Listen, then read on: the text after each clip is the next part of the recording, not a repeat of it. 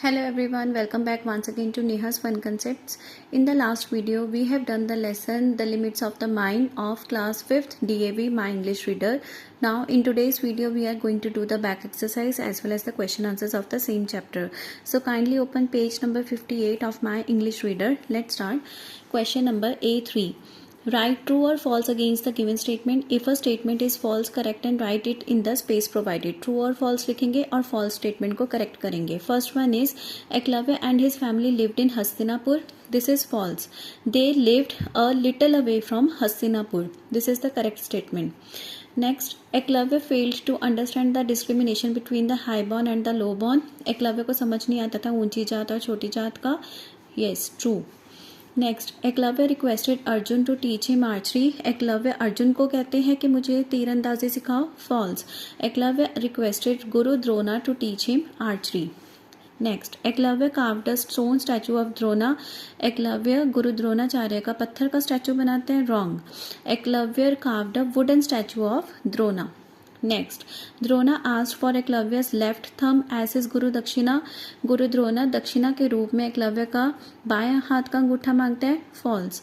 Drona asked for Eklavya's right thumb as his guru dakshina. Right thumb मांगते हैं. Next, in the battle of Kurukshetra Drona and Arjun were on the opposite sides. Yes, Drona Kauravs के साथ है और Arjun Pandavas. A4. Complete the given statements briefly. Eklavya's mother would often tell him not to go near the high-born people. ऊंची जात के लोगों के पास माँ जाने से मना करती थी एकलव्य को. The Kuru princess came to the forest to practice archery. कुरु प्रिंसेस कुरु राजकुमार जंगल में क्या करने आते थे? तीरंदाजी की प्रैक्टिस करने. Next, Arjun skill in archery was amazing that he could shoot a target with his closed eyes and also shoot with his left और right hand.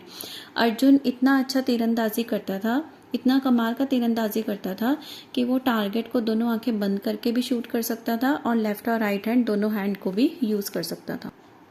Next, each day Eklavya would practice shooting and imagine a pat on his back from Drona. हर दिन एकलव्य तीरंदाजी की practice करता था और साथ ही ये महसूस करता था कि गुरु द्रोणाचार्य ने उन्हें शाबाशी दी है.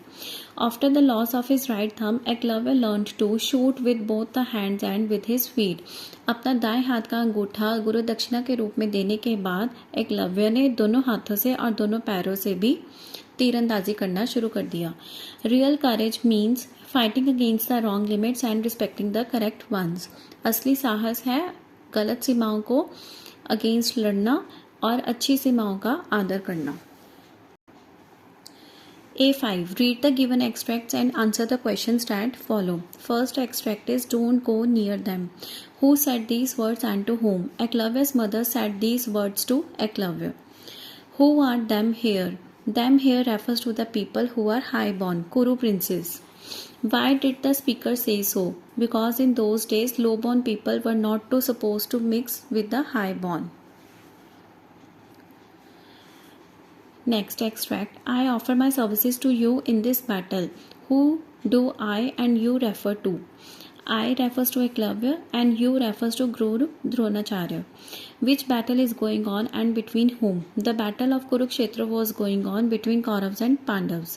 Why is the speaker offering his services? Because he was devoted and indebted to Dronacharya. क्योंकि वो गुरु द्रोणाचार्य के प्रति डिवोशन रखता था और अपने आप को कर्जदार मानता था उनका. A6. Answer the following questions. Why did Eklavya's family live away from Hastinapur? Eklavya का परिवार हस्तिनापुर से कुछ दूरी पर क्यों रहता था? Eklavya's family lived away from Hastinapur because they were shunned by the society as they were low born. क्योंकि समाज ने उन्हें इग्नोर किया हुआ था क्योंकि वे छोटे लोग थे, छोटी जात के लोग थे. Next question. Why did Eklavya carve Drona statue? Eklavya ने द्रोणाचार्य का स्टैचू क्यों कार्व किया? Eklavya wanted to learn archery from Drona, but he refused to do so as Eklavya was low-born. So he carved Drona's statue and practiced in front of it, imagining his guru presence. Why did Drona ask for Eklavya's right thumb as Guru Dakshina? गुरु द्रोणाचार्य ने एकलव्य का दाएं हाथ का अंगूठा क्यों मांगा गुरु दक्षिणा के रूप में? Eklavya was a great archer and Drona didn't want anyone else to be better than his favorite pupil Arjun, so he asked for his right thumb as Guru Dakshina because he knew that Eklavya would not be able to shoot without the right thumb. Now I am providing you some more question answers. What did Eklavya's mother tell Eklavya? Eklavya की माँ एकलव्य को क्या कहती है? His mother often told him not to go near the Kuru princes as they were highborn and they themselves were lowborn. Describe Guru Drona. He was an old man with snowy white hair and the teacher of Kuru princes, but was bound by the thoughts of highborn and lowborn. What were the amazing things Arjun could do? Arjun could shoot the targets with closed eyes. He could shoot with the left as well as the right hand. What does the real courage mean? The real courage means fighting against the wrong limits and respecting the correct ones. Next question. What was Eklavya's achievement after he lost his right thumb? After Eklavya lost his right thumb, he learned to shoot without it. He could shoot with his left and right hand and his feet. These were Eklavya's achievements. Achievements की spelling ACHIEVEMENTS. You can take a screenshot. Now A8. A few words from the text have been given in the box. Choose the appropriate word from the 8 box which can be used to replace the bold words in the sentences given below. Write the chosen word in the space provided. A help box is given.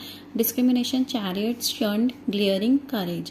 अब हर एक sentence में जो bold में words लिखे हुए हैं उनका synonym हमने यहाँ पर लिखना है. The old man was looking fiercely at his son when the guest came in. मेहमानों के आने के बाद बूढ़ा आदमी अपने बेटे को तीखी निगाहों से देखने लग गया. Looking fiercely means glaring.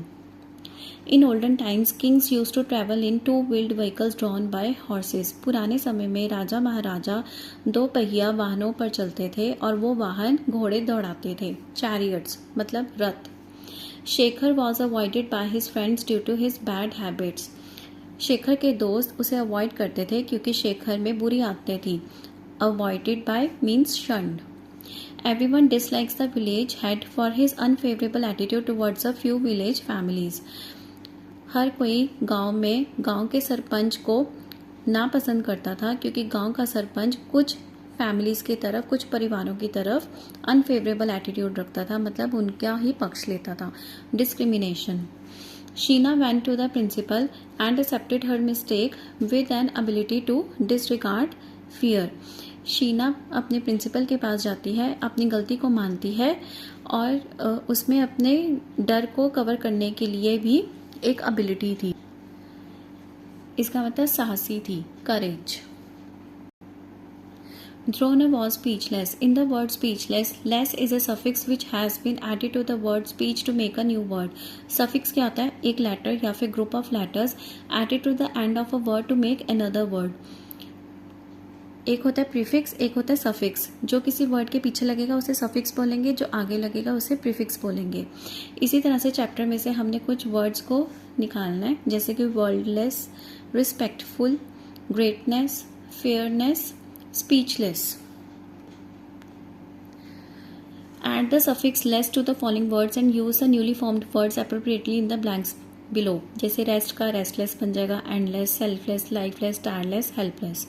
अब हम इन्हें नोट कर लेते हैं. Mahatma Gandhi is remembered for his selfless service to the nation. After half an hours waiting, just children started feeling restless. Rahul felt helpless when he saw his house on fire. He seems to think that I have an endless supply of money. The tireless effort of the construction staff helped in the completion of the bridge before time. The bird's body appeared to be lifeless, but a little water revived it. 812 page 62. इसमें हमने column A और column B को match करना है, proverbs को उनके meanings के साथ मैच करना है. First one is all that glitters is not gold. इसका क्या मतलब होता है? All that looks good may not always be good. जो हमें चमकती हुई चीज़ दिखाई देगी वो ज़रूरी नहीं सोना होगी. कहने का मतलब हर अच्छा दिखने वाला इंसान ज़रूरी नहीं कि वो अच्छा ही हो. Birds of a feather flock together. हर कोई अपनी कंपनी में, अपनी संगति में ही रहना पसंद करता है. People of the same character get along well and like to stay together. Cut your coat according to your cloth. जितनी आमदनी हो उसके हिसाब से ही खर्चा करो. Act according to your financial capability. Don't cross the bridge till you come to it. पहले ही चिंता करके मत बैठ जाओ, जब वक्त आएगा तभी उसके बारे में सोचना। Do not worry about the difficulties till they arise. Every cloud has a silver lining. कहने का मतलब कि होप पर दुनिया टिकी हुई है। Even the worst situation has some hope and goodness. A13 page 63। इसमें हमने एक ऑडियो CD सुननी थी, उसके अकॉर्डिंगली हमने इसे आंसर करना था। ठीक है, टेप स्क्रिप्ट थी, उसे पढ़ के सुन के हमने आंसर करना है। So let's start. Some robbers entered the Kalyanji temple at Diggi. They threatened the priest and took off the crown and the jewels of the main idol. Jitendra, the priest's 14-year-old son, pounced upon a robber. His mother Shakuntala Devi snatched the crown. The robbers fired to frighten her. A bullet hit her in the head and the crown slipped from her hands. Jitendra quickly picked it. One of the robbers' bullet hit Jitendra in the back, but still Jitendra ran out of the temple with the crown. The robbers chased him but failed. The crowd caught 2 of the robbers and handed them over to the police. एक चोरी की कहानी है जिसमें Kalyanji temple के अंदर कुछ लुटेरे घुस जाते हैं और भगवान की प्रतिमा के ऊपर से मुकुट और बाकी ज्वेलरी उतारने लग जाते हैं। तभी एक 14 साल का लड़का उन लुटेरों के ऊपर कूद पड़ता है। उसकी माँ शकुंतला देवी चोरों के हाथ से मुकुट छीन लेती है। रॉबर्स जो थे, चोर डाकू जो थे, वो शूटिंग भी करते हैं, गोलियां चलाते हैं और एक जो गोली थी वो शकुंतला देवी के सिर में भी लगी और मुकुट उसके हाथों से गिर गया। उसके बाद जितेंद्र ने, जो लड़का था, फिर से उस मुकुट को उठा लिया और एक गोली जितेंद्र की बैक में भी लगी, पर फिर भी जितेंद्र भागता रहा, टेम्पल के बाहर तक चला गया, मुकुट लेके चला गया। डाकू उसका पीछा करते रहे पर वो अंत में फेल हुए। उसके बाद भीड़ ने डाकुओं को पकड़ लिया और उन्हें पुलिस को पकड़ा दिया। Now the long question, diary entry. Suppose you are a Eklavya, write a diary entry expressing your feelings when Guru Drona refused to teach you archery and how do you worked hard to become a great archer. जब गुरु द्रोणाचार्य ने एकलव्य को पढ़ाने से, archery सिखाने से मना कर दिया था, तब उन्हें कैसा फील हुआ और कैसे वो हार्डवर्क करके एक अच्छे तीरंदाज बने, इसके ऊपर आपने एकलव्य मानकर अपने आप को डायरी एंट्री लिखनी है। First of all write the date, day and time. I felt very bad when Guru Drona refused to teach me archery as I belong to a low caste. मैं छोटी जात का हूँ, इसलिए गुरु द्रोणाचार्य ने मुझे तीरंदाजी सिखाने से मना कर दिया और मुझे इससे बहुत बुरा लगा। He said that he taught only the royal princes. उन्होंने कहा कि वे सिर्फ राजकुमारों को ही सिखाते हैं। I was really heartbroken at this discrimination. इस भेदभाव पे मेरा दिल टूट गया था। I decided to carve his statue and practiced with determination every day. मैंने डिसाइड किया, सोचा कि मैं उनकी एक प्रतिमा बनाऊंगा और उसके सामने ही रोज़ प्रैक्टिस करूंगा, अध्ययन करूंगा। Soon I learn to shoot very well. और धीरे धीरे मुझे बहुत अच्छी तीरंदाजी करनी आ गई। My hard work and efforts were successful and I became a great Archer. मेरी कड़ी मेहनत की वजह से मैं कामयाब हुआ और मैं एक अच्छा कामयाब तीरंदाज बन गया। I want to show my skills to my guru. यही सारी कलाएं मैं अपने गुरु द्रोणाचार्य को भी दिखाना चाहता था। I hope that he will be really proud of me. एक दिन मैं उन्हें दिखाऊंगा और वे मुझ पर बहुत ही गर्व महसूस करेंगे, Eklavya. So kids, with this our back exercises, question answers, some more question answers and the diary entry of the chapter the limits of the mind are completed. I hope you all have understood the chapter very well. I am doing my best in this way that I should provide you maximum to maximum benefit.